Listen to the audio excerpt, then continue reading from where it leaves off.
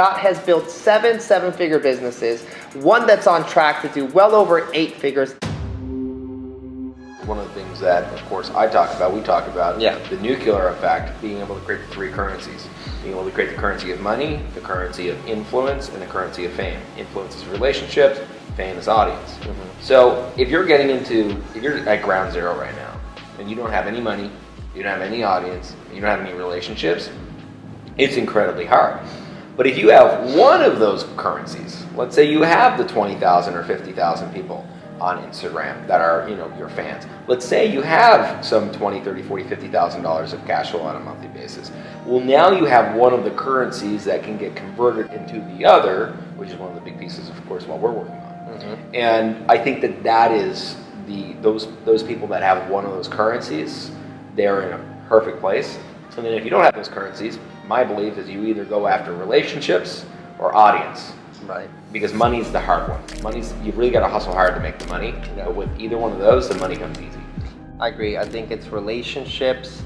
If you have something that's sustaining you financially, if you're kind of like getting in the beginning. And I think it's audience if you, again, have something that's sustaining you a little bit more and you're willing to dive deep. And you have, I think for audience to be the first one, you have to have a product that you know is going to be, your system will grow by referrals.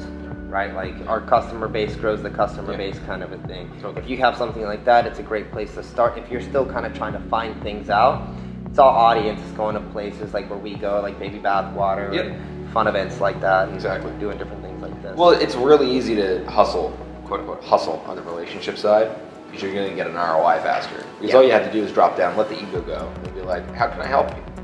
And then that, at least for me, and probably for you as well, that has done me wonders in my life, and I've gotten amazing opportunities from very successful people just because I didn't try to be somebody, and I just showed up as how can I add value. That's the only way you grow real friendships, And I think it goes back to everything, right? A lot of people want something out of you, and you can tell, it's pretty genuine when you can tell that someone doesn't. And sure, there could be something there could be a business relationship or something, but when you go into it not giving a shit is when things come out for you. When you go into it trying to force it, it's like going to a bar and trying to take a girl home. Like it's not going to work for you. But if you go, you're like, oh, what's up? Just keep moving. It's going to come right to you. Exactly. What's one of the biggest struggles that you're having right now with how you guys are growing? Because you guys are growing at super fast nuclear level. Yeah. Well, I mean, we started this business, about a year ago now. I blew up my business. I was doing $300,000-$400,000 on a monthly basis. And that's a long story that you can search on YouTube or Facebook or Google, wherever you'd like. And I just decided, I went nomadic and let's see what happened. And so life ended up in an interesting way. Met the love of my life, and so now I'm married. It brought me to Venice. And in March, I said, you know what? Let's make another go of something new, something that I really see, solves a problem. And we brought that business at the time in March, it was doing okay. But this new project, Nuclear, we basically brought it from 0 to a $500,000 run rate in 6 months, 7 months, and with all annualized contracts. And so, all the different businesses that we have now, we basically built an 8-figure business in less than 9-10 months. Right from the get-go. And when you go from 4 or 5 team members to 46 as of today, when you go from all the investment that it takes and the cash flow and all these elements, I think the biggest thing is, I was talking to Zion, my CEO, a couple of days ago, and I said, where have we screwed up the most this year? I know we've been winning hardcore. But let's forget about that for a minute. I think successful people, they take their success, they have a moment with their success, and then they're like, okay, cool. What can I fix? I can appreciate myself, I can have gratitude towards my situation, but let's figure out where else. I was recently reading Chip Wilson's new book, and he sent it to me for a pre-copy, which started Lululemon. And I loved it. It was a great book. Super plugging that right now because it was. What's the name of the book? Little Black Stretchy Pants. Okay. It's really good. It's really good. It's basically his life story. Yeah. And in it, he said, I woke up every morning. So when he was at Lululemon, he said, every morning I would wake up and I would try to figure out what my competitor should do today to put me out of business. And and it's so simple, and I think I've heard it before, but that moment on a plane just a couple weeks ago just brought me to the point of, wow, how, not in a malicious way, but more of how can I better myself? I think the biggest thing for us right now is focus and planning our decisions far enough in advance. So you have short-term decisions, long-term decisions. When you're the hustling entrepreneur making $10,000, $20,000 a month, you don't even think about the long term. You don't think anything past 90 days. If you can think 90 days, you're lucky. Yeah. So the problem where we're to right now, we have no backed funding, we have no credit. Everything that we're basing on is cash. Fully cash. Whatever comes in, we're putting back into the business and so on and so forth. So that puts us in a situation right now where our profit margin is a lot lower than it could be because we're growing so quickly. And because of that, we have to really decide what decisions are we going to make for the short term and the long term. And one bad decision can really hurt. Yeah.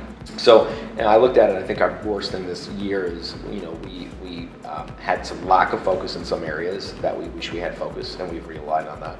And then secondarily, just realizing that we are here for the long term, and just to continue to make those long term moves, regardless of how hard they hurt. Because making those long term decisions as you're building the business is what builds, what I believe is going to be a $1 billion company that we're building.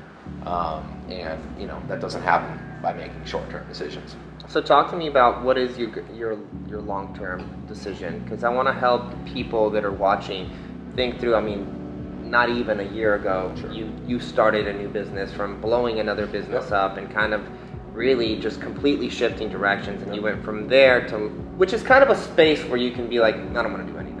I don't know. Well, you know what? If I didn't meet Libby, I don't think I would have. Yeah. I mean, if I didn't meet Libby, I was going to go around the world and nomadic. I had a thing to my mentor. I was saying, I think I'm just going to go around the world. I think I'm just going to travel. I'm just going to think I'm going to be around beautiful women, and I think I'm just going to play great video games and eat great food and see what happens. Yeah. Now, he didn't think that was a great idea, but I did for all of like 4 weeks. Yeah. All of 4 weeks.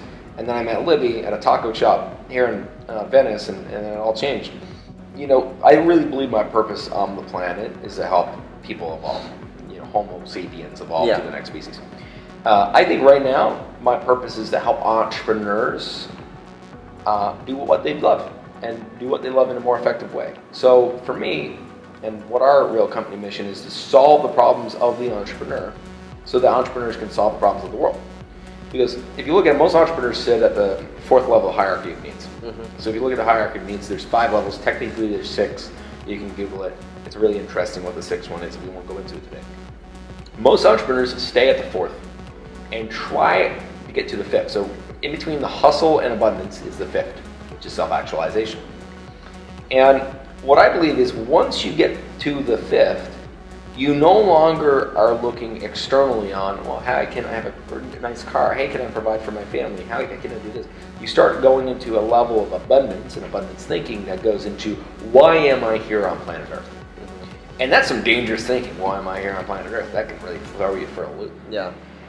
But that thinking starts creating the why. Mm-hmm. More than, I just need to have more freedom, or I just need to have more money, which is why everyone's like, hey, let's have impact. I'm all cool for impact. Most entrepreneurs are just lying to themselves and everyone around them. I totally agree.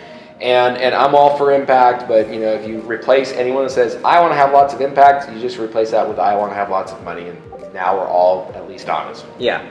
So once you get a person to a point of, you know what, I have enough money for me, I have enough money for my kids, I have enough money for my family, and I have enough money for even a generation, now you start kind of thinking into the abundance thinking. And the abundance thinking is when the lateral thinking starts happening. And you now actually kind of dive into, why am I actually here? Mm-hmm. And that is probably both the biggest point where people build the biggest businesses because of that, and also depression. I think it can go either way, unfortunately. Yeah. And sometimes you got to go to depression in order to go around the other way. But right now, for me, our goal is to be able to solve every single problem that entrepreneurs have. So everything from meal prep, everything from helping people grow their businesses, everything through helping influencers with what we're doing, being able to actually monetize their influence so they can get to this level of abundance. And so today it's in very, ways of helping people scale 7-figure businesses, because if you don't have a 7-figure business, I don't believe you have a business. Right. It takes a 7-figure business to be able to distribute. Start a business. Yes, yeah, exactly. You do have to invest. Yeah, exactly. And so, people think that, 7-figure business owners going around like balling, they're not, right? They got high paying jobs. They have a nice paying job.